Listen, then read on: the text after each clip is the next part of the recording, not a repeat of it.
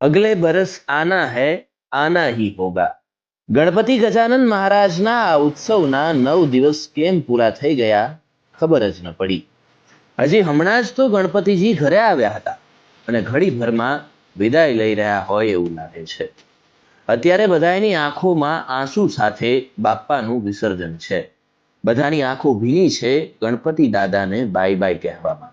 આનંદના આ 9 દિવસ, શ્રદ્ધાના 9 દિવસ, પ્રેમના 9 દિવસ જીવનમાં એક અનોખી જ ઉર્જાનો સંચય કરે છે.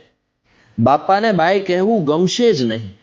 આખા શહેરમાં, ગામમાં એને ઢોલ નગારા અને ગણપતિ દાદાના કેટલાય ગીતો અને ભજનોનો અવાજ હજી થોડાક દિવસ સુધી ગુંજ્યા જ કરશે. સાંજ સવારની આરતી પછી બાપાના મોદકના પ્રસાદની કંઈક વાત જ અલગ છે. અલગ અલગ થીમ્સ, મંડપો, રંગબેરંગી લાઇટો